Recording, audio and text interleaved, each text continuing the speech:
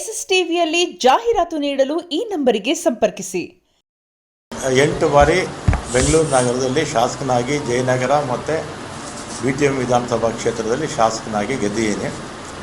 ಮೊದಲನೇ ಸಲ ವೀರಪ್ಪ ಮೊಯ್ಲಿಯವರ ಮಂತ್ರಿಮಂಡಲದಲ್ಲಿ ಸಚಿವನಾಗಿದ್ದೆ. ಆಮೇಲೆ SM ಕೃಷ್ಣ ಅವರ ಕಾಲದಲ್ಲೂ ಸಚಿವನಾಗಿದ್ದೆ. ಧರ್ಮಸಿಂಗ್ ಅವರ ಕಾಲದಲ್ಲೂ ಸಚಿವನಾಗಿದ್ದೆ. ಸಿದ್ದರಾಮಯ್ಯನವರ 2 ಅವಧಿಯಲ್ಲಿ ಸಚಿವನಾಗಿದ್ದೆ.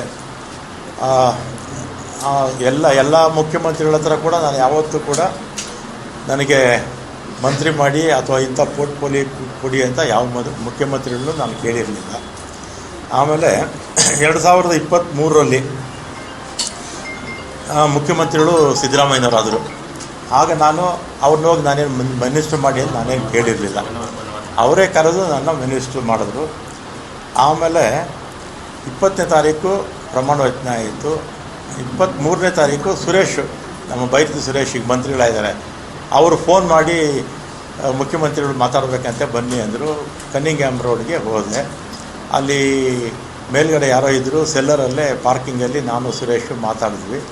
ಏನು ಕರೆದಿದ್ದೇನು ಅಂತ ಕೇಳಿದೆ. ಅದಕ್ಕೆ ನಿಮಗೆ ಬೆಂಗಳೂರು ಪೋರ್ಟ್ಫೋಲಿಯೋ ಕೊಡ್ತೀನಿ ಅಂತ ಹೇಳಿದರು. ಅಷ್ಟೇ ತಾನೇ ಫೋನಲ್ಲಿ ಹೇಳಿದರೆ ಸಾಕಾಗಿತ್ತು, ಇದಕ್ಕೆ ಯಾಕೆ ಕರೆದ್ರಿ ಅಂತೇಳಿ ನಾನು ಸಿದ್ದರಾಮಯ್ಯ ಅವ್ರನ್ನ ಭೇಟಿನೂ ಮಾಡಲಿಲ್ಲ. ಅವರು ಬೆಂಗಳೂರು ಪೋರ್ಟ್ಫೋಲಿಯೋ ಕೊಡ್ತೀನಿ ಅಂತ ನಾನು ಬಂದುಬಿಟ್ಟು ನಾನೇನು ಕೇಳಿರಲಿಲ್ಲ. ಪೋರ್ಟ್ಫೋಲಿಯೋ ಕೊಡಿ ಅಂತ ನಾನು ಸಿದ್ದರಾಮಯ್ಯನವ್ರನ್ನೂ ಕೇಳಲಿಲ್ಲ. ಅವರೇ ವಾಲಂಟಿಯರ್ ಆಗಿ ಕೊಡ್ತೀನಿ ಅಂತ ಹೇಳಿದರು.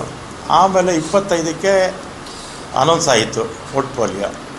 ನನ್ನದು ಮತ್ತೆ ಟ್ರಾನ್ಸ್ಪೋರ್ಟ್ಗೆ ಹಾಕ್ಬಿಟ್ಟಿದ್ರು. ಆಮೇಲೆ ನಾನು ಫೋನ್ ಮಾಡಿದೆ, ಸುರೇಶ್ಗೆ ಫೋನ್ ಮಾಡಿದೆ. ಅವರಿಬ್ಬರ ಜೊತೆಯಲ್ಲೇ ಕಾರಲ್ಲಿ ಹೋಗ್ತಾಯಿದ್ರು. ಯಾಕೆ ಈಗ ಆಯಿತು ಅಂತ ಹೇಳಿದೆ. ಇದು ಬೇರೆ ಬೇರೆ ಕಾರಣಗಳಿಂದ ಇದು ಬದಲಾವಣೆ ಆಗೋಯಿತು ಅಂತ ಹೇಳಿದರು. ಆಮೇಲೆ ನಾನು 25ನೇ ತಾರೀಕು ಮಾತಾಡಿದ್ಮೇಲೆ ನಾನೇನು ಕೇಳಿರಲಿಲ್ಲ, ಏನು ಇಂಥ ಇಲಾಖೆ ಬೇಕು ಅಂತ ನಾನು ಕೇಳಿರಲಿಲ್ಲ. ಅವರೇ ಕರೆದು ಕೊಡ್ತೀನಿ ಅಂತ ಹೇಳಿದರು. ಆಮೇಲೆ ನಾನು ಬೇಡ, ನನ್ನ ಮಂತ್ರಿಮಂಡಲದಲ್ಲಿ ಇರೋದಿಲ್ಲ ಅಂತ ನಾನು ಹೇಳಿದೆ. ಆಮೇಲೆ ನಮ್ಮ ಈಗಿನ ಮುಖ್ಯಮಂತ್ರಿಗಳು ಯಾರು, ನಮ್ಮ ಶಿವಕುಮಾರ್ ಅವರು ಮತ್ತು ಅವರ ಸಹೋದರ DK ಸುರೇಶು, ಇವರೆಲ್ಲ ನಮ್ಮ ಮನೆಗೆ ಬಂದು 2.5 ವರ್ಷ ಆದಮೇಲೆ ನಾನೇ ಚೀಫ್ ಮಿನಿಸ್ಟರ್ ಆಗ್ತೀನಿ, ಆಗ ನಿನಗೆ ಈ ಪೋರ್ಟ್ಫೋಲಿಯೋ ಬಿಟ್ಕೊಡ್ತೀನಪ್ಪ ಅಂತ. ನಾನು ಸಾಯಂಕಾಲ 4 ಗಂಟೆವರೆಗೂ ಇದ್ದರು ನಮ್ಮ ಮನೇಲಿ, ಅಲ್ವೇನಪ್ಪ? ಸಂಜೆ 4 ಗಂಟೆವರೆಗೂ ನಮ್ಮ ಮನೇಲಿ ಇದ್ದರು. ನೀವು ಮಾಧ್ಯಮದವರೆಲ್ಲ ಇದ್ದೀರ ಅವತ್ತು. ಶಿವಕುಮಾರ್ ಅವ್ರನ್ನೂ ಕೂಡ ನಾನು ಮಂತ್ರಿ ಮಾಡ್ಕೊಳ್ಳಿ ಅಂತ ಕೇಳಲಿಲ್ಲ, ಅಥವಾ ಸಿದ್ದರಾಮಯ್ಯನವ್ರ ಹತ್ರ ಹೋಗಿ ನನ್ನ ಮಂತ್ರಿಮಂಡಲದಲ್ಲಿ ಸೇರಿಸಿ ಅಂತ ಹೇಳಲಿಲ್ಲ, ಅಥವಾ ಹೈಕಮಾಂಡ್ಗೆ ಹೋಗಿ ನನ್ನ ಮಂತ್ರಿ ಮಾಡಿ ಅಂತ ನಾನೇನು ಕೇಳಿರಲಿಲ್ಲ. ಮಾಡಿದ್ದಾರೆ, ಸಂತೋಷ.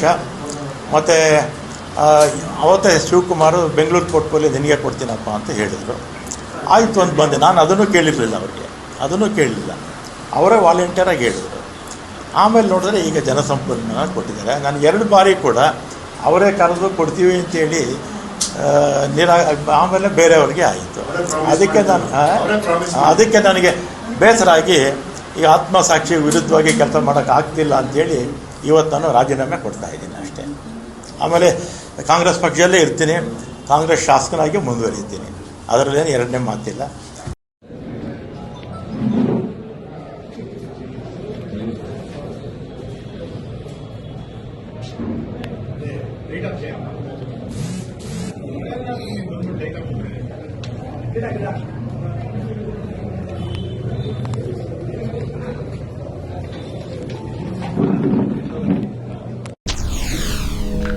SSTV ಸಿನಿಮಾ ಜಗತ್ತಿನ ಕ್ಷಣ ಕ್ಷಣದ ಸುದ್ದಿಯೊಂದಿಗೆ.